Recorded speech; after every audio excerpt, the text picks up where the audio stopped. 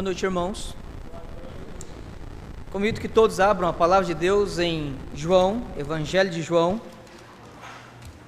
capítulo 3, verso 16.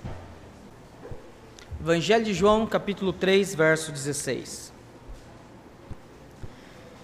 No verso 16 nós temos feito uma sequência expositiva de análise do verso, de todo o verso, ou de cada porção do verso. E esse então é o quarto sermão dessa sequência do verso 4. Eu tenho pregado expositivamente em todo o livro, e chegamos no verso 16, e no verso 16 então foi proposto que nós estaríamos analisando em 5 sermões o que está contido no texto a partir de todo o Evangelho de João e de todo o Novo e Antigo Testamento. Então nós vimos no primeiro sermão por quê, e a proposta de João, ou melhor, de Jesus, já aqui falando porquê, de que ele é a resposta a todo o caos, a toda desordem, a todo sofrimento causado pelo pecado, e agora Deus, ele envia o seu Filho, e para que pudesse redimir, ele o entrega em favor de pecadores para ser condenado por causa do pecado e redimir. Então esse é o primeiro sermão, então, a questão da depravação do homem, o pecado e toda a desordem causada pelo pecado e a maldição que Deus impõe sobre o pecado. Segundo sermão, então, nós tratamos a respeito do amor eletivo de Deus, de que Deus ele decidiu amar e o amor dele é manifesto, é exercido antes da fundação do mundo. Não é algo que Deus de última hora, como se ele não soubesse o futuro, como se ele não soubesse as situações e como se as coisas estivessem fora do seu controle. Pelo contrário, tudo acontece segundo o seu santo, soberano querer. Todas as obras de Deus e todas as manifestações de Deus refletem, resultam daquilo que Deus é. Terceiro sermão, então, nós tratamos a respeito de que Deus, então, deu o seu Filho unigênito, que foi o sermão do domingo passado.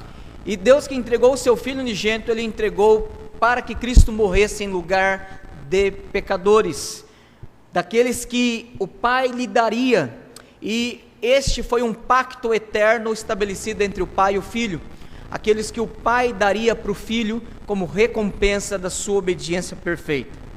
Hoje, o nosso sermão, que é o quarto desta série expositiva de João 3,16, ele tratará a respeito da fé em Cristo por meio de uma graça irresistível. A fé em Cristo por meio de uma graça irresistível. E nós analisaremos especificamente a frase, todo o que nele crê. Todo o que nele crê. Ok? Vamos ler o versículo primeiro, e depois nós estaremos orando. João 3,16. Porque Deus amou ao mundo de tal maneira, que deu o seu Filho unigênito para que todo o que nele crê, não pereça, mas tenha a vida eterna. Vamos orar mais uma vez? Deus amado, nós te agradecemos, porque o Senhor tem nos dado iluminação, entendimento, conhecimento vindo do alto, para não somente entendermos a Tua palavra, mas recebê-la, guardá-la no nosso coração, amá-la e comprometidamente, ó Deus, viver a partir do entendimento dela. Eu peço que o Teu Espírito Santo, nesse momento, ilumine os olhos do nosso coração, para que aqueles que já conhecem a Ti como Salvador, tenham esta verdade cada vez mais amplificada nas suas mentes, tenha essa verdade cada vez mais aprofundada nos seus corações, tenha essa verdade, ó Deus, cada vez mais consolidada em suas vidas, de modo, ó Deus, que o Senhor Jesus seja mais amado, de modo que a nossa convicção nesta verdade possa nos dar maior estabilidade, progresso na fé, e possa nos habilitar para viver uma vida agradável a Ti. Ó Deus amado, eu peço no Seu santo nome, no nome de Jesus, que o Espírito Senhor nos conduza nesse momento, em que a palavra será exposta. E é no nome dEle que nós enfaticamente suplicamos. Amém. Quando você olha todo o Evangelho de João, você vê Jesus constantemente sendo confrontado por vários tipos de pessoas. E dentro de vários cenários diferentes, você tem pessoas que creem nele e você tem pessoas que o rejeitam. Você tem pessoas que são receptivas à sua mensagem e pessoas que o desprezam ou com indiferença ou realmente desprezam de forma voraz, de forma ofensiva. Você tem pessoas que creem nele também por causa dos milagres, e esta é chamada de fé miraculosa, não é uma fé salvífica, é uma fé que leva as pessoas apenas a aceitar que aquele que faz milagre realmente vem de Deus, mas não crê de forma comprometida a partir do coração, como submisso ao senhorio de Cristo.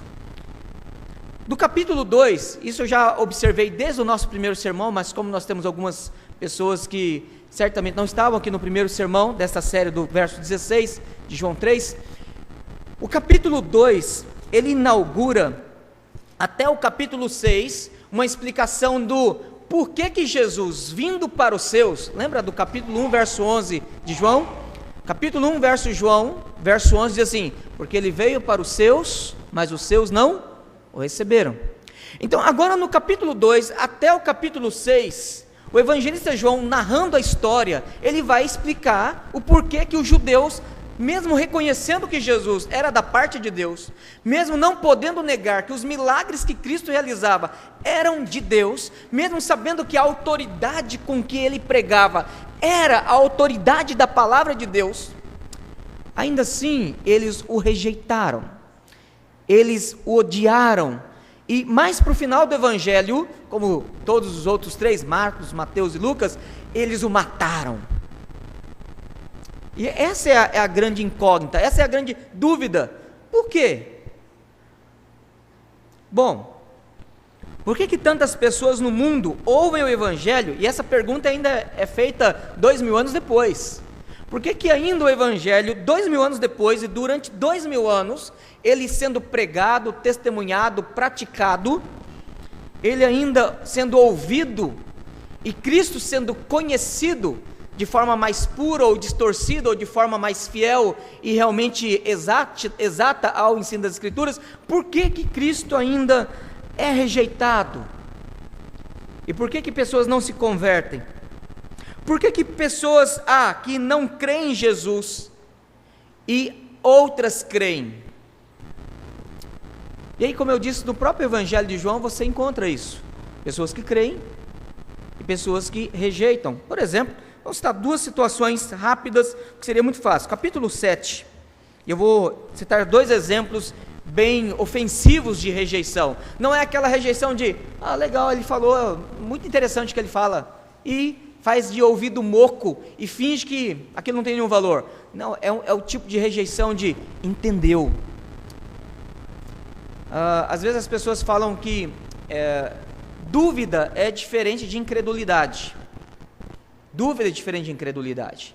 Dúvida é quando a pessoa não entende, ou entende e aguça mais ainda, por causa da compreensão, por causa do entendimento, mais ainda outras questões que precisam ser complementadas, somatizadas, àquele ponto compreendido, né? Então, como você aprende assim, 1 mais 1, 2, ok, então eu aprendi, né? 2 mais 2, 4, ok, eu aprendi. Bom, agora 4 mais 4, 8, e aí você começa a aprender e fala assim, onde que isso vai parar? Aí você tem uma dúvida, onde isso vai parar? Mas você primeiro aprendeu para que a dúvida pudesse ser alicerçada sobre o conhecimento e até a convicção. Incredulidade não é dúvida. A incredulidade, ela é distinta por uma questão muito simples. O indivíduo entendeu. Ele não crê não é porque ele não entendeu. Ele não crê porque ele rejeita o que ele entendeu. Isso é incredulidade segundo as Escrituras. Capítulo 7 de João, só para a gente ilustrar isso de forma muito rápida. João, capítulo 7, verso 40 a 44. João, capítulo 7, verso 40 a 44, diz assim a palavra. Então os que dentre o povo tinham ouvido estas palavras, diziam as palavras de Jesus. Este é verdadeiramente o profeta. E outros diziam, ele é o Cristo. Outros, porém, perguntavam, porventura o Cristo virá da Galileia? Porque a Galileia era um lugarzinho bem rejeitado, tá? Lembra que lá no capítulo 1, quando Filipe e André estavam conversando, e ele falou assim, eu encontrei o Messias. Aí o cara falou assim, porventura vem alguma coisa boa daquela região? Então observem que o preconceito era muito grande, o regionalismo, né? Verso 42, não diz a Escritura que o Cristo vem da descendência de Davi, da aldeia de Belém, de onde era Davi? Assim houve uma dissensão entre o povo por causa dele. Dissensão aqui é briga mesmo, tá? Alguns entre eles queriam prendê-lo, mas ninguém lhe pôs as mãos. Então observe bem que houve gente que creu, houve gente que não creu e foi indiferente, e houve gente que creu, inclusive que não creu, e ao não crer, e ao serem realmente incrédulos, rejeitarem, mesmo não podendo discordar entre eles. Um ponto era passivo entre eles: de fato ele é um profeta, ou seja, ele fala da parte de Deus. Mas alguns ainda assim, sabendo e vendo que isso era verdadeiro, queriam prender Jesus. Um outro exemplo, capítulo 10, verso 19 e 20. João 10, verso 19 e 20. O outro grupo agora ouve a pregação de Jesus, e olha só a reação e o modo como eles falam de Cristo. 10, 19 e 20.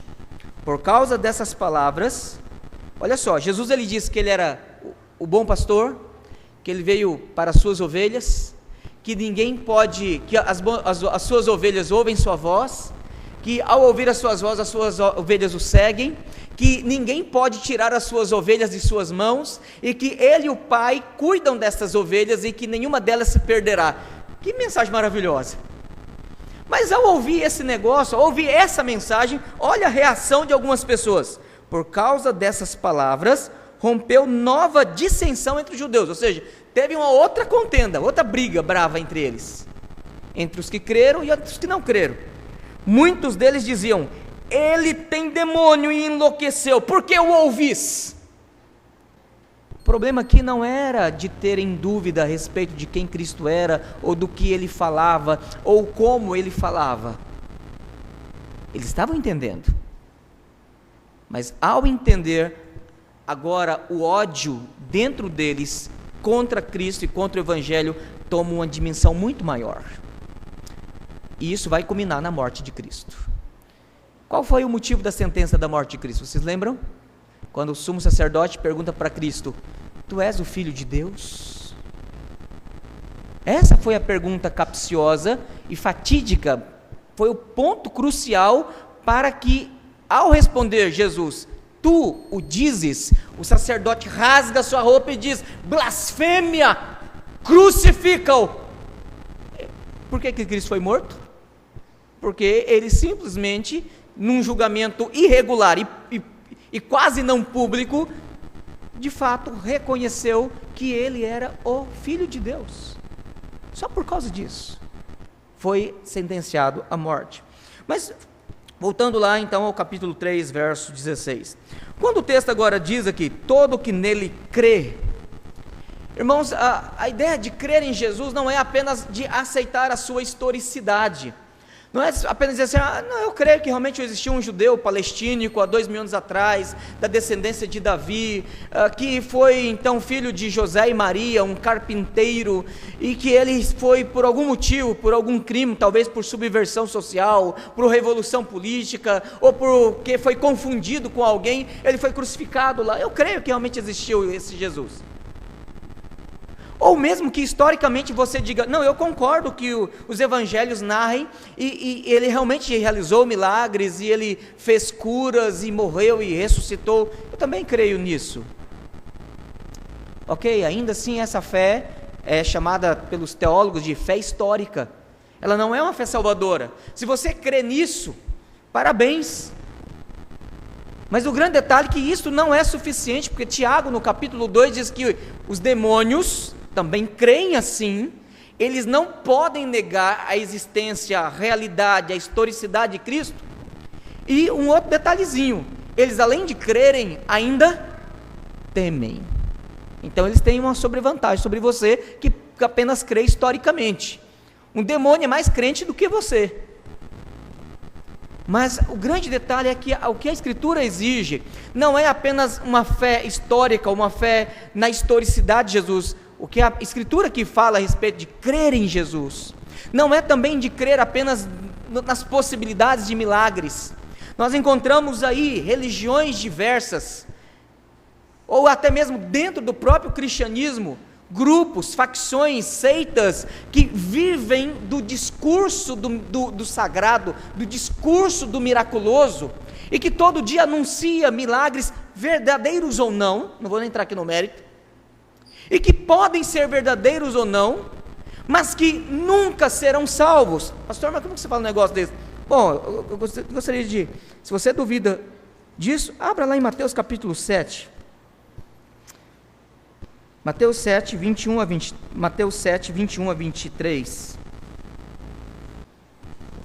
É possível que as pessoas tenham um tipo de fé suficiente para que milagre seja realizado por meio deles. Mas esse tipo de fé, segundo a Escritura, não é a fé que salva.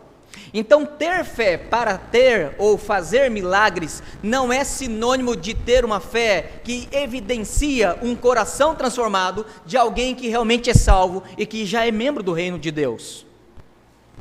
Mateus 7, verso 21 a 23 diz assim: nem todo o que me diz Senhor, Senhor entrará no reino dos céus, mas aquele que faz a vontade do meu Pai que está nos céus. Muitos naquele dia, no dia do juízo, hão de dizer-me, Senhor, Senhor, porventura não temos nós profetizado em Teu nome, e em Teu nome nós não expelimos demônios, ou em Teu nome não fizemos muitos milagres? Então lhes direi explicitamente, nunca vos conheci. Muito forte isso aqui. E a resposta de Cristo ainda é, apartai-vos de mim os que praticais a iniquidade. Então é possível sim. E quando você volta aqui no capítulo 2 de João, quando começa a se aglomerar a multidão, aquele pequeno grupo que vai se tornar uma grande multidão, que lá no capítulo 6 chega a cerca de 6.000 homens, sem contar mulheres e crianças. Do capítulo 2 até o capítulo 6, uma multidão de aproximadamente 6.000 homens, sem contar mulheres e crianças, se ajuntam a Jesus. E esse grupo começa a segui-lo, por uma questão muito simples. Se você voltar lá no capítulo 2,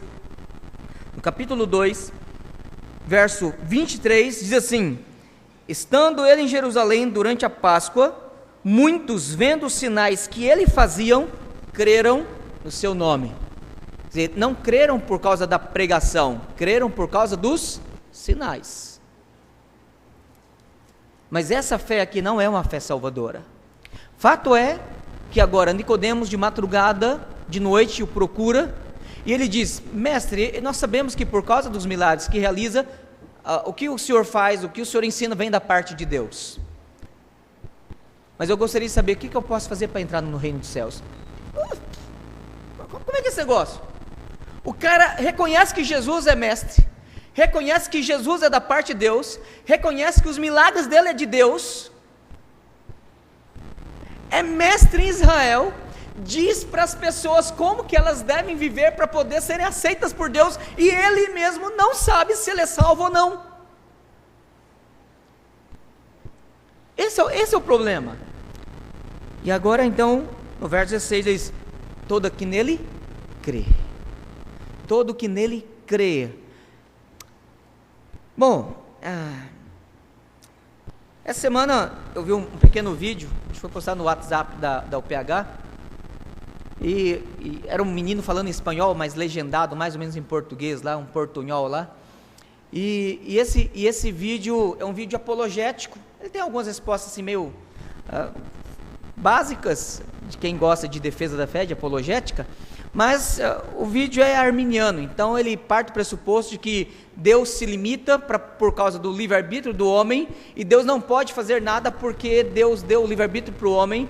E aí o argumento do menininho lá falando é, porque Deus é um cavaleiro, né? Deus é um cavaleiro, e como um cavaleiro ele não vai te forçar, como um cavaleiro ele vai respeitar você, e se você não quiser, se você não aceitar, se você não tomar a decisão, Deus não vai poder fazer nada, porque ele é um cavalheiro. Esse é um argumento muito ruim. Em primeiro lugar, porque nega o Deus da Bíblia. Então, biblicamente falando, este argumento não reflete o que a Bíblia fala sobre Deus. Sabe por que não reflete sobre Deus? Abra comigo rapidinho lá em Daniel capítulo 4, verso 25, se não me falha a memória. O profeta Daniel é o último profeta maior do Antigo Testamento. Daniel 4.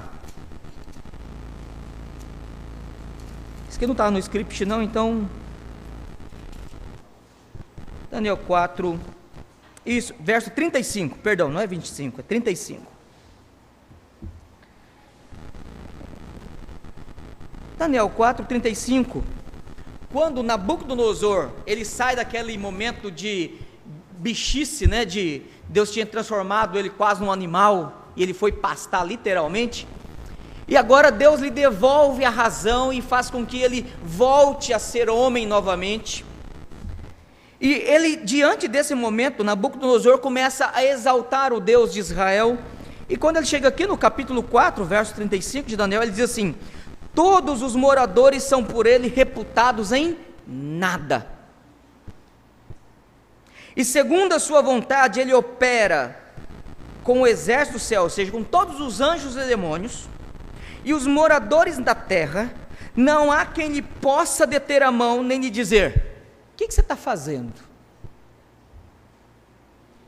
Ninguém pode fazer isso com Deus. Ele, em outras palavras, aqui você tem um ímpio, que voltando à sensatez de um momento de punição e juízo, ele volta não somente à sensatez de voltar a ser um homem, mas ele volta entendendo quem é o Deus de Israel. Ele diz: Deus, ele é tudo sobre todos, ele faz tudo o que ele quer, e ninguém pode botar a mão na frente dele e dizer assim: ó, o que você está fazendo? Ninguém tem autoridade para isso. Mas permite só, antes de desenvolver o sermão aqui do que nele crê, do Deus como um cavalheiro, se Deus não nos salvar, se Deus não operar em nós tanto querer como realizar, conforme ele fala lá em Filipenses 2, verso 13, e se Deus nos entregar para nós mesmos, para que nós decidamos o nosso futuro e a nossa vida, se Deus simplesmente nos entregar para nós mesmos e não agir em nós, o que aconteceria? Num certo dia eu chegaria e falaria assim: cansei dessa vida, pelo meu livre-arbítrio, pela minha capacidade, pela minha inteligência, pelos meus sufocos, pelo meu cansaço, eu quero mudar de vida. Não, se você abrir, não faz parte do desenvolvimento, apenas para ilustrar isso aí, se Deus nos entregar para nós mesmos e Ele não agir em nós, conforme nós vamos ver no desenvolvimento do sermão, se Deus não agir em nós, nos entregando para nós mesmos, depois abra a sua Bíblia, depois, e leia Romanos 1, 24, 26 e 28, e veja, segundo Romanos 1, 24, 26 e 28, o que acontece com o ser humano quando ele é entregue para a sua própria vontade, sem a ação salvadora, irresistível e transformadora da graça de Deus. Mas veja isso depois. Bom, então, vamos dizer aqui, vamos pegar o Acilon. Vamos dizer que o Acilon é um cavalheiro, e ele é, né? Já o argumento do cavalheiro de Deus para o Acilon. O Luquinhas tem 5 anos? 4, né, Lucas? 4 anos, ok. Lucas, você pode mexer com faca? Não pode, né, cara? É perigoso. Não mexa com faca. Faca corta. E o corte de uma faca dói, cara. Dói demais. Eu sou canhoto, eu tenho muitos cortezinhos nesse dedo aqui, porque eu fui desobediente ao meu pai e minha mãe. Depois te mostro. Não mexa. Vamos dizer então que o Lucas agora ele resolva e não vai fazer isso, mas isso aqui é só para ilustrar, tá, Lucas? Não se assusta não. Ele resolve chegar em casa e fala assim: o pastor falou de faca, deixa eu ver como é que é uma faca. Ele vai lá na gaveta da cozinha, ele não vai fazer isso, e vai lá e pega uma faca, e ele olha a faca e fala: uau, como uma faca é bonita. Aquele negócio, não pode, aí que aguça, né? Ele, uau, mas o Acilon é um cavalheiro. Ele vai chegar agora e olhar o Lucas com a faca na mão e vai fazer assim: Lucas, o papai falou que você não pode mexer com faca. Mas papai, eu quero mexer com a faca, eu quero brincar com a faca. Lucas, você tem um carrinho. Eu não quero brincar de carrinho, eu quero brincar com a faca. Lucas, você tem patinete. Não, eu não quero um patinete, eu quero brincar com a faca. Lucas, você tem dominó. Eu não quero dominó, eu quero brincar com a faca. Mas eu não vou fazer nada, porque eu dei liberdade para o Lucas, e eu não posso interferir na liberdade do Lucas, porque eu sou um cavalheiro. Isso é cavalheirismo? Isso chama irresponsabilidade. Se você tem poder para interferir, para agir, para salvar, a não ser que você não queira, mas se você quer, porque você decidiu amar, você vai salvar. E é o que Deus faz. Porque aqueles que Ele decidiu salvar, Ele salvará, e aqueles que Ele decidiu não salvar, Ele os deixará entregue. Esse é o ponto. Mas cavalheirismo não tem a ver com irresponsabilidade, tem a ver com cuidado. Então, argumentar que Deus é um cavalheiro e por causa disso Ele não age na vida de ninguém, isso é um argumento muito ruim. Mas vamos voltar aqui para o texto. Por que então algumas pessoas creem e outras não? O argumento de que Ele é um cavalheiro não serve. O argumento do livre-arbítrio também não serve. O argumento de que Deus decidiu não interferir não é verdade, porque a Bíblia diz que o tempo todo é Ele quem realiza em vós, tanto querer como realizar, Ele quem inicia, Ele quem termina, Ele quem nos dá fé, Ele quem converte, Ele quem implanta a vida, Ele quem faz tudo em todos. Então não serve a ideia de um Deus omisso, de um Deus equidistante, de um Deus que não se relaciona, de um Deus que não faz. Nós concordamos que de fato, ninguém é forçado a crer em Cristo. A Bíblia em momento nenhum diz que Deus nos força a crer em Cristo. Nós não somos fantoches, nós não somos marionetes de uma estratégia cósmica divina. Deus sim age em nós, Deus sim opera em nós, Deus sim realiza implantando em nós, e é isso que nós vamos entender de agora para frente. Então, para nós entendermos melhor como isso funciona, nós primeiramente analisaremos 3 ideias no contexto anterior do verso 16, ou seja, o contexto anterior é o verso 1 ao verso 15, 3 ideias que induzirão a conclusão do quem são estes que crerão em Cristo, como que isso acontece. Então, essas primeiras 3 ideias, a primeira delas é que aqueles que creem em Cristo,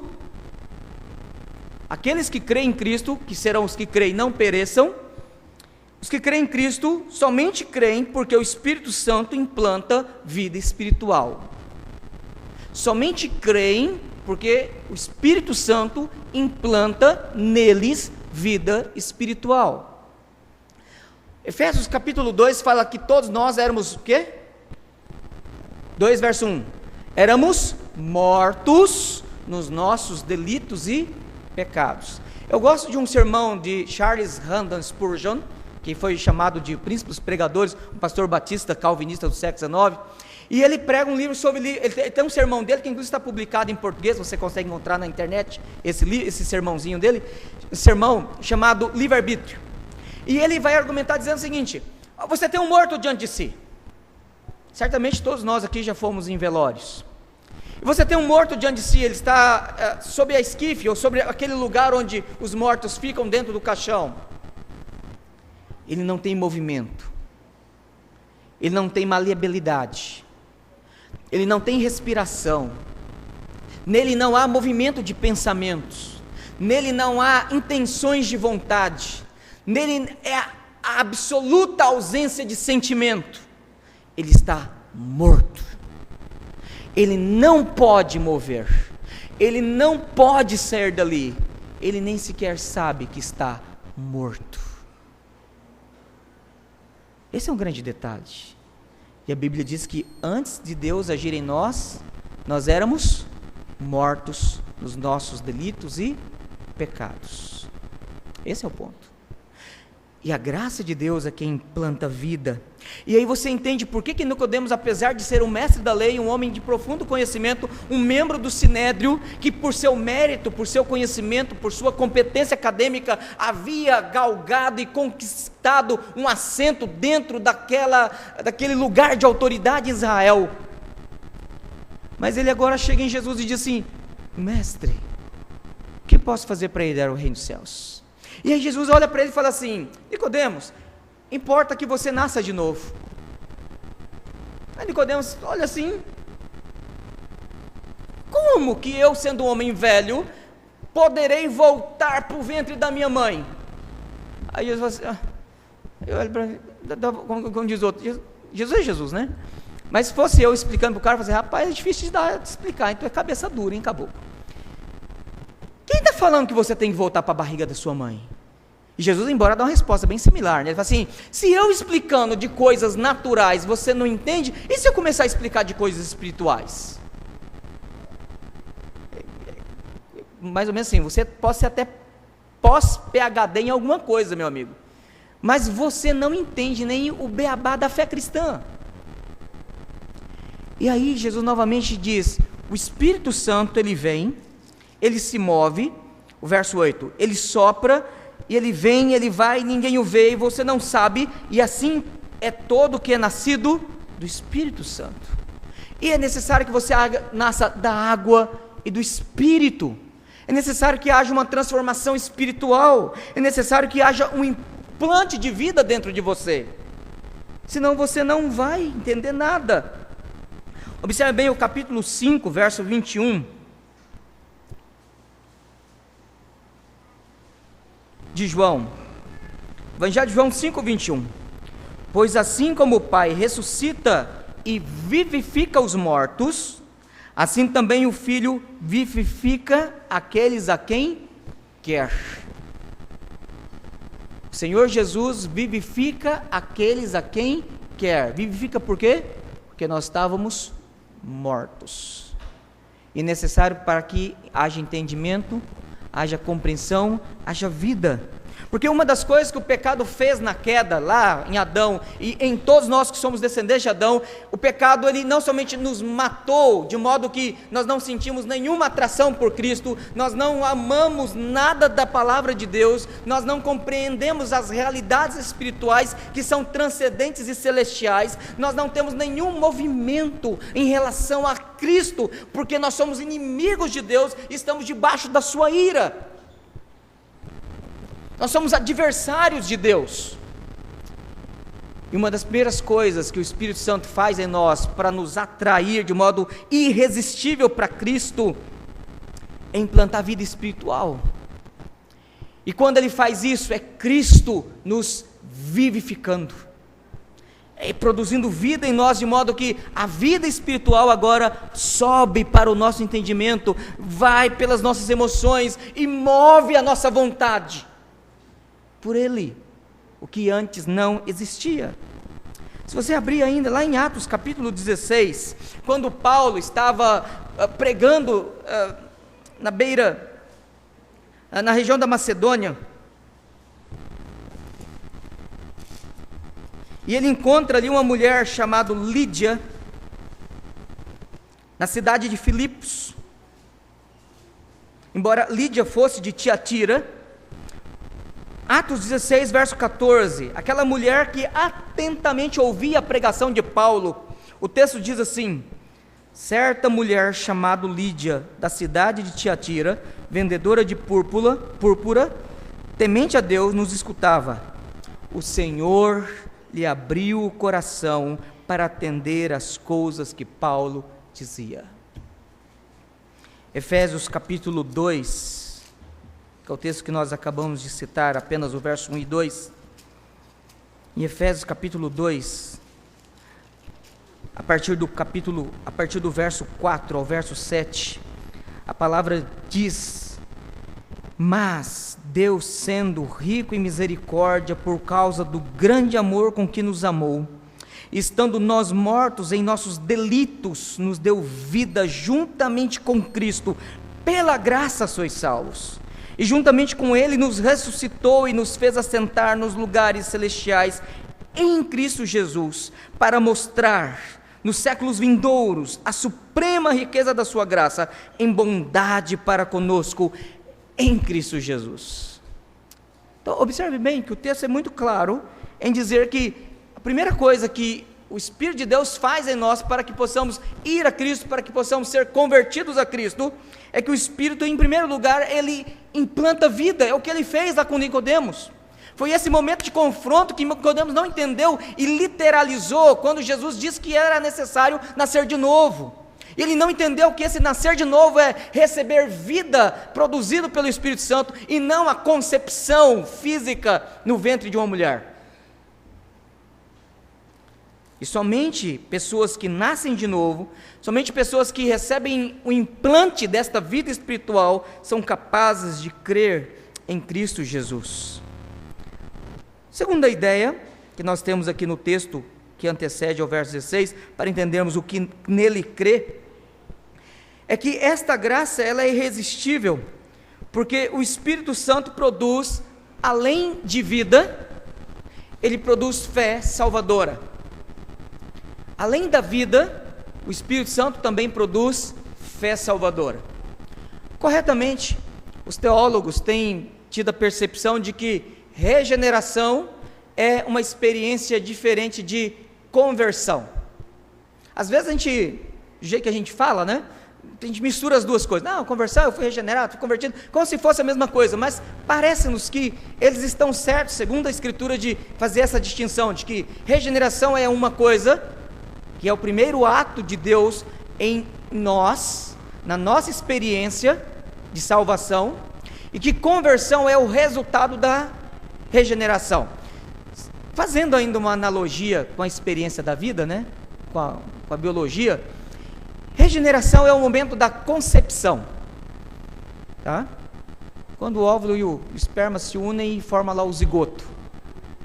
E ali você tem o start, você tem o início da vida, a concepção da vida. É a regeneração, quando Deus implanta a vida.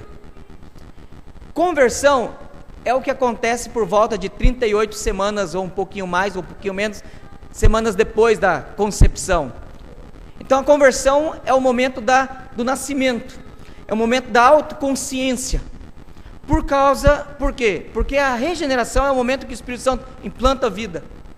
E no momento que o Espírito Santo implanta a vida, nós não ainda sabemos o que está acontecendo, porque de uma experiência de morte espiritual, nós passamos agora a experimentar vida. Mas ao experimentar vida, nós precisamos, para sermos convertidos, ter acesso e contato com a palavra. Porque a regeneração é o momento em que o Espírito Santo implanta a vida, mas a conversão é o momento em que o Espírito Santo produz fé e arrependimento. A Bíblia não diz, vocês devem regenerar-se, mas a Bíblia diz que nós devemos nos converter. Atos 3,19 diz, convertei-vos e arrependei-vos para que sejam cancelados os vossos pecados, ok? Mas a Bíblia também diz que a conversão é uma obra de Deus. Nós somos convertidos por Ele, e nós estamos sendo convertidos por Ele, ao mesmo tempo que Deus diz, convertei-vos, é um mandamento sobre nós. Mas isso é muito simples de explicar, porque isso é muito fácil. Fé é dom de Deus. Fé é dom de Deus. Se Deus não der fé para alguém, o que acontece? A lógica é muito simples. Hein, Davi? Se Deus não te der fé, você vai ser capaz de ter fé? Não. Isso é muito simples. 2 Coríntios capítulo 7, verso 9 e 10, fala que o arrependimento é diferente de remorso.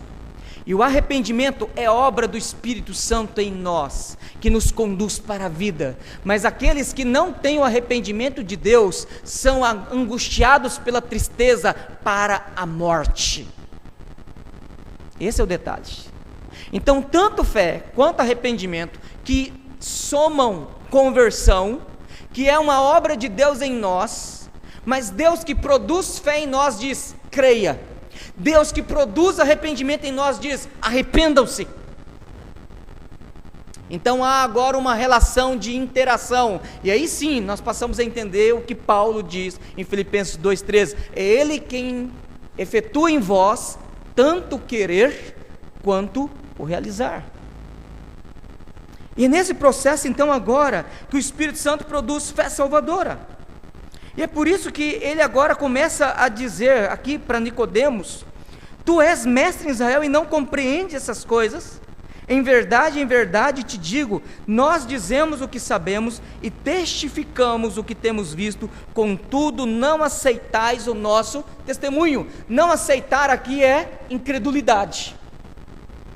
A questão não era que ele não entendia o que Jesus estava falando, não havia uma compreensão espiritual, de modo que o coração dele, naquele momento, embora Nicodemos se converte depois, naquele momento do diálogo com Cristo, o coração dele não estava vivificado, preparado, fertilizado para receber a palavra. E era necessário que o Espírito Santo então produzisse fé salvadora. Permita-me rapidamente dar uma definição de fé aqui. Fé é a união de 3 elementos que o Espírito Santo produz. Fé começa, deixa eu começar com uma definição ruim, que talvez você já deve ter ouvido falar dela. Fé é um salto no escuro. Já ouviram essa definição? Fé é um salto no escuro. Bom, fé como salto no escuro é suicídio, não é fé. Quem primeiramente deu essa definição foi o pai do existencialismo, um pastor luterano dinamarquês chamado Søren Kierkegaard. Ok? Então esquece o nosso falecido irmão luterano lá do século XVIII, pai do existencialismo, que levou um fora muito feio da noiva dele, entrou na depressão e a partir daí começou a escrever alguns lamentos que se tornou os textos de origem do existencialismo. Então, se você quer saber como é que surgiu o existencialismo, começou com um fora de uma noiva num pastor que nunca casou depois, angustiado porque a mulher que ele amava fez um acordo com ele. Deixa ele lá. E ele disse então que fé é um salto no escuro. Fé não é um salto no escuro. Hebreus fala que fé é o que mesmo? Certeza de coisas que não se veem e de fatos que se esperam. Nós não vemos, mas elas são coisas que existem. Nós não a temos, mas elas são fatos que ainda virão, porque elas fazem parte do plano de Deus e da realidade de Deus. Então, fé é somado por conhecimento verdadeiro. Fé é somado conhecimento verdadeiro da palavra. Por isso que lá em Romanos 10, verso 17, Paulo diz assim: porque a fé vem pelo ouvir e ouvir a palavra. Então fé, ela vem pela instrumentalidade da palavra. E aí quando nós ouvimos a palavra, somos confrontados com a palavra, se primeiramente o Espírito Santo implantou a vida em nós, nós agora vivificados, regenerados, ao recebermos a palavra, somos alimentados com a palavra e a palavra produz em nós fé, conhecimento verdadeiro. Mas não é somente conhecimento verdadeiro. Em segundo lugar, fé é também aceitação da verdade, porque todos aqueles que o receberam, deu-lhes o poder de serem feitos filhos de Deus. Então aceitar a verdade, e Jesus é o verbo, e o verbo estava com Deus, aceitar o revelador de Deus, aceitar a palavra de Deus, é um segundo elemento da fé. Então conhecimento verdadeiro e também aceitação ou concordância com a verdade. Terceiro lugar, confiança na verdade. E aí sim, dos fatos que se esperam, daquilo que eu ainda não tenho, mas eu sei que Deus fará, porque Ele promete na palavra, ou porque o Espírito Santo testifica no meu coração que Deus me conduzindo à sua vontade, Ele fará. Isso é verdadeira fé. Mas olha só, é algo que eu exerço, mas eu somente consigo exercer a partir do que o Espírito Santo produz em mim.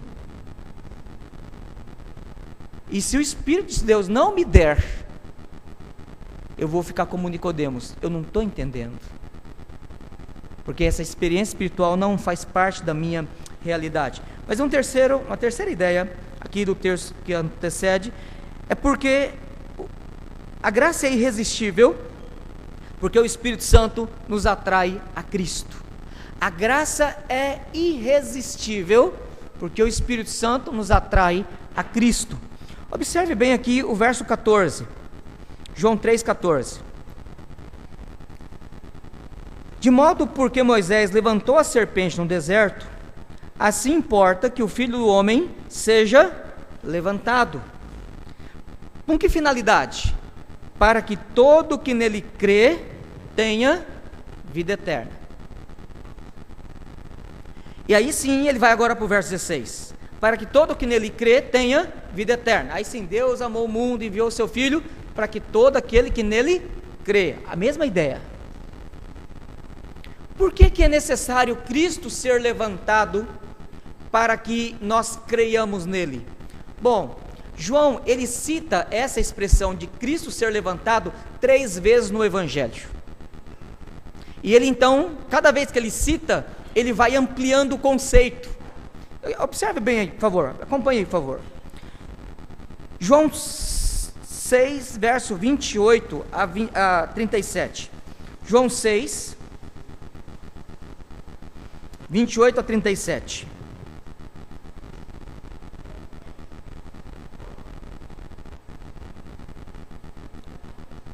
Dirigiram-se, João 6, 28 a 37, verso 28. Dirigiram-se, pois, a ele, perguntando: que faremos para realizar as obras de Deus? É outra forma de dizer assim: como é que a gente pode fazer para ser salvo? Respondeu-lhe Jesus: a obra de Deus é esta, que creais naquele que por ele foi enviado. Pausa. A pergunta dos judeus pressupõe salvação por obras meritórias, ou seja, o que eu fazendo posso cumprir das exigências, dos mandamentos de Deus para que eu mereça ser salvo? Essa é a ideia. Aí a resposta de Jesus é: bom, vocês não vão fazer. O que vocês precisam fazer não envolve obediência, mérito, caridade, nem mérito. Vocês precisam fazer o quê? Crer. Verso 29. A obra de Deus é esta, que creais naquele que por ele foi enviado. Então lhe disseram eles: que sinal fazes para que vejamos e creiamos em ti? Quais são os teus feitos? Nossos pais comeram maná do deserto, como está escrito: deu-lhes a comer pão do céu. E replicou-lhe Jesus: em verdade vos digo, não foi Moisés quem vos deu o pão do céu. O verdadeiro pão do céu é meu Pai quem vos dá. Porque o pão de Deus é o que desce do céu e dá vida ao mundo. Jesus está falando dele mesmo. Então lhe disseram: Senhor, dá-nos desse pão. E declarou-lhes, pois, Jesus: eu sou o pão da vida. O que vem a mim jamais terá fome, e o que crê em mim jamais terá sede. Pois eu já vos disse que, embora me tenhais visto, não creiais. Aí verso 37. Todo aquele que o Pai me dá, esse virá a mim. E o que vem a mim, de modo algum lançarei fora. Entenderam o problema? Eles queriam, mas não tinham neles fé verdadeira, vida espiritual, para serem atraídos a Cristo. Eles até entendiam a verdade, mas eles não criam nela de forma salvadora. Observe bem agora o verso 44, do mesmo capítulo 6, 44 a 47. Ninguém pode vir a mim se o Pai que me enviou não o trouxer. Eu ressuscitarei no último dia. Está escrito nos profetas, e serão todos ensinados por Deus. Portanto, todo aquele que da parte do Pai tem ouvido e aprendido, esse vem a mim. Não que alguém tenha visto o Pai, salvo aquele que vem do Pai. Este eu tenho visto. Em verdade vos digo, que quem crê em mim tem a vida eterna. Abra agora no capítulo 8, 28. João 8, 28. 28 e 29, perdão.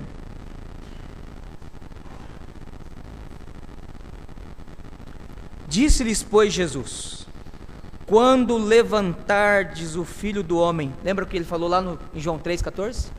Quando levantardes o Filho do Homem, então sabereis que eu sou, e que nada faço por mim mesmo, mas falo como o Pai me ensinou. E aquele que me enviou está comigo, não me deixou só, porque eu faço sempre o que lhe agrada. Você percebeu que corretamente os tradutores fizeram caixa alta do eu sou aí? O que Jesus está falando aqui? Lembra lá em Êxodo capítulo 3, quando Moisés perguntou assim: com quem que eu estou falando para que eu possa dizer aos filhos de Israel? E Deus disse o que para ele? Eu sou o que eu sou, te enviou. Aí Jesus vem aqui no Evangelho de João, e uma das formas de João lembrar que Jesus é Deus, é lembrando os títulos de Deus sobre Jesus. Eu sou a porta, eu sou o pão da vida, eu sou a luz do mundo, eu sou a água da vida, eu sou o bom pastor, eu sou aquele que lá para Moisés, na sarça ardente, o anjo da aliança, que queimava mas não consumia, disse para Moisés: eu sou o que eu sou. E quando eu for levantado, eles saberão que eu sou. Ou crerão, ou serão odiados, ou odiarão a Cristo, perdão. João 12, 32, para a gente encerrar essa primeira parte. João 12, 32.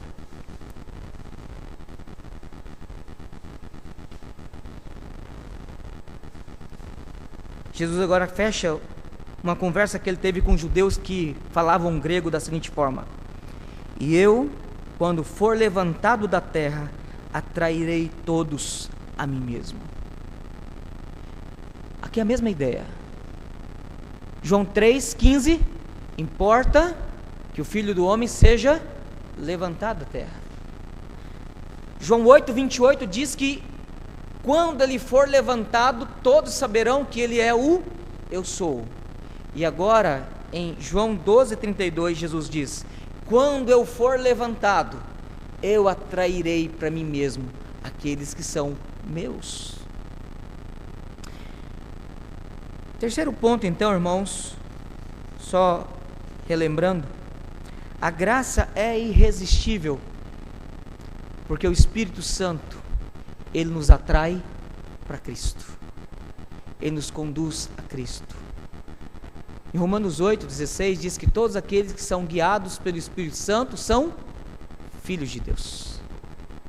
E nós somos guiados à submissão, nós somos guiados a servir a Cristo, nós somos guiados à presença de Cristo, nós somos guiados a amar a Cristo pelo Espírito Santo.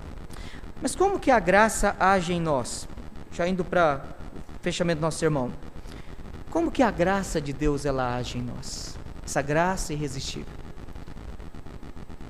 Apenas resumidamente 3 ideias. Em primeiro lugar, a graça irresistivelmente age em nós com poder. A graça de Deus, ela age irresistivelmente em nós com poder. E com isso eu não estou dizendo que Deus chega em nós forçando, coagindo, empurrando goela abaixo, dizendo assim: você vai converter, seu infeliz. Deus não faz isso. O poder que Deus faz em nós. Em primeiro lugar, ninguém bate morto. Eu lembro anos atrás, quando nós morávamos em Cerejeiras ainda, e um tal de Zeca Bananeira, cara muito perigoso na cidade, que vivia no trecho de Cerejeiras a Buritis, matando, roubando e fazendo o diabo até ter inveja dele. Curumbiara? Não, Buritis também. Na época ele estava voltando de Buritis. E aí, chegou lá em Cerejeiras, fizeram a emboscada para ele matar o sujeito. Lá na hora do velório, o Zeca Bananeira morto, sendo velado na casa dos parentes dele, todo furado de bala. Entrou um camarada no velório, bêbado, com a faca na mão, gritando: meninos, crianças e mulheres, saiam daqui. E foi para cima do morto e meteu a faca no morto. Aí você olha, a situação virou piada na cidade, diz passagem, né? Eu assim, para que isso? O cara já estava morto, para que ele foi lá esfaquear o morto? Não faz sentido. Por que enquanto estava vivo ele não enfrentou o cara? Né? Aí, mas ele era bêbado, mas não era doido, né? Irmãos, a graça, ela é irresistivelmente poderosa para agir. Nós podemos dizer assim, ó, Deus é onipotente, Ele traz a existência, ou melhor, trouxe a existência, todas as coisas, simplesmente pelo poder da sua palavra. Ele diz: haja e houve, haja e houve, haja e houve. Mas não foi com esta ação que Deus agiu em nós, embora Ele poderia ter feito isso. O que Deus fez em termos de agir com poder em nós, foi de implantar vida em alguém que estava morto. É o poder de dar vida em alguém que estava morto. Era de realigar comunhão com alguém que estava separado debaixo da sua ira. É esse o poder de Deus em trazer-nos a vida, em trazer-nos em comunhão com Ele, em dar-nos entendimento, em abrir-nos o coração, em dispor-nos à vontade, em atrair-nos à sua presença. Ele não precisou agir contra nós, porque simplesmente Ele agiu em nós. Ele não agiu contra a nossa vontade, contra o nosso pensamento, ou contra as nossas emoções. Ele agiu tirando o coração de pedra e colocando um coração de carne. Ele agiu movendo-nos com vida. Foi isso que Ele fez, em termos dele agir com poder. É por isso que Paulo, em Efésios 1, ele declara, no verso 18: iluminados os olhos do vosso coração, para saberdes qual é a esperança do seu chamamento, qual a riqueza da glória da herança nos santos, e qual a suprema grandeza do seu poder para com os que cremos, segundo a eficácia da força do seu poder. Segundo a eficácia da força do seu poder, que Ele não somente usou, segundo o verso 21, para ressuscitar Cristo, mas no verso 1 do capítulo 2, logo em seguida Ele diz: Ele vos deu vida, estando vós mortos nos vossos delitos e pecados. É esse poder que não age contra nós, não nos violenta, mas produz vida de dentro para fora, que nos leva a amá-lo. Segundo, a graça ela age com irresistível amor. A graça não age apenas com irresistível poder, mas Ele age com irresistível amor. Jeremias 31, verso 3 diz: com amor eterno eu te amei, e com benignidade eu te atraí. É o modo como Deus age em nós, é o modo como Ele nos desperta a percepção, é o modo como Ele faz com que nós entendamos a nossa situação, é o modo como Ele nos desperta a fome, o apetite espiritual, os desejos de uma ansiedade não saciada, de uma eternidade não preenchida, de desejos não satisfeitos, e Ele se revela a nós, fazendo com que tenhamos percepção dessas coisas, e Ele diz: sou eu, o amado da sua alma, eu sou aquele que você deseja, eu sou aquele que você busca, eu sou aquele que você sempre quis. Tem uma frase do C.S. Lewis, eu acho ela maravilhosa, eu não lembro com exatidão dela. Ele diz assim: da mesma forma que a boca foi feita para comer e o estômago para ser saciado, existem anseios na nossa alma, existem desejos no nosso ser, que nada nessa experiência deste mundo presente conseguem satisfazer. Somente uma realidade futura, somente algo que ainda está prometido. E nós temos a certeza de que nós não somos deste mundo. Mas o grande detalhe é que essa satisfação somente se realizará de forma consumada em Cristo Jesus. Em terceiro lugar, a graça ela age com irresistível persuasão. Ela age com irresistível poder, amor e persuasão. Persuasão, porque o Espírito Santo ele nos convence. Foi para isso que ele veio, né? Ele veio para convencer do pecado, da justiça e do juízo. E o Espírito Santo ele nos persuade, da mesma forma que Pedro, quando questionado por Jesus, E Jesus, ele foi duro com a multidão, no capítulo 6 de João. Jesus foi duro com a multidão, e a multidão, que dura palavra foi essa? Quem pode suportar ela? E aí os 6.000 foram embora e largaram Jesus. E agora Jesus se volta para os seus discípulos e diz: e vocês também vão me deixar? E a resposta de Pedro foi: para onde nós iremos, se somente tu tens as palavras de vida eterna? Pedro estava ali, irresistivelmente tomado pelo poder, pelo amor, e persuadido que Cristo, suficiente e exclusivamente Cristo, poderia satisfazer tudo aquilo que o coração deles deseja. É por isso que Paulo, ele pôde, no capítulo 6 de 1 Timóteo 12, dizer para Timóteo: combate o bom combate da fé, toma posse da vida eterna, para a qual também foste chamado, e de que fizeste boa confissão perante muitas testemunhas. Nós somos persuadidos. Eu não sei mais viver sem Cristo. Eu não sei mais viver sem o Evangelho. Eu não vou para a igreja por causa de pessoas, e quem vai para a igreja por causa de pessoas, sai da igreja por causa de pessoas. Mas se nós vamos para a igreja por causa de Cristo e por causa da palavra, é por causa dele, por causa da palavra e do alimento da palavra. E é por isso que ele disse lá para os nós queremos o maná do céu, porque nossos pais receberam maná, e Jesus diz assim: eu sou o pão da vida, e você precisa desse pão. É por causa de Cristo, é a nossa satisfação nele, é Jesus a alegria dos homens, conforme foi cantado aqui no início do prelúdio, estava sendo cantado. É Jesus a alegria, é Jesus o consolo, é Jesus a nossa força.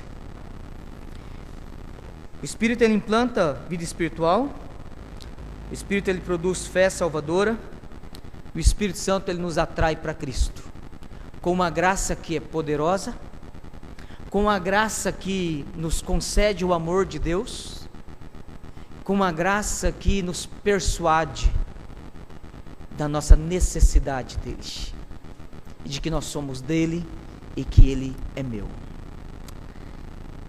De forma a aplicar você, por causa dessa graça, que agora você crê em Cristo e tem vida eterna nele, você é livre para servir a Deus. Você é livre para não mais viver debaixo da escravidão, do domínio, da vergonha que o pecado causava na sua vida antes de você conhecer a Cristo. E se você ainda não tem Jesus como seu Salvador, e você não fez uma aliança com Ele, eu quero lhe dizer que esta graça poderosa, amorosa, persuasiva, que o Espírito Santo pode dar em Cristo Jesus, ela produz liberdade. Conhecereis a verdade, e a verdade vos libertará. Você está cansado da vergonha que o seu pecado causa, você está cansado do vazio que o seu pecado causa, você está cansado de toda a falta de sentido do que você faz, porque não faz sentido o modo como você vive sem Cristo. E aí a Escritura, ela nos chama nesse momento para dizer: você pode ser livre para servir a Cristo, você pode ser livre para servir a Deus. Fazer tudo o que quer não é liberdade. Ser entregue para os desejos do coração não é liberdade. A Bíblia diz que isso é autodestruição. Segundo lugar, por causa dessa graça irresistível, nós somos vivos para glorificar a Deus. Portanto, quer comais, quer bebais, ou façais outra coisa qualquer, fazei tudo para a glória de Deus. Ao receber vida e sermos vivificados, agora nós temos vida para glorificar a Deus. Terceiro, nós temos capacidade produzida pelo Espírito Santo em nós agora, por causa desta graça, que ela é operante em nós, para vivermos a santidade. Não somente evitar o que é errado, mas produzirmos aquilo que Deus exige de nós, e algo que é virtude verdadeira, algo que é nobre, algo que é honroso, algo que é admirável, para a glória de Cristo. Em quarto, há uma convicção de que tudo que Deus faz em nós é para a glória dele. E aí nós temos capacitação e consolo para suportar inclusive os sofrimentos. E aí eu lembro de Jó, conforme foi mencionado hoje pela manhã, quando Deus tira dele todos os seus bens,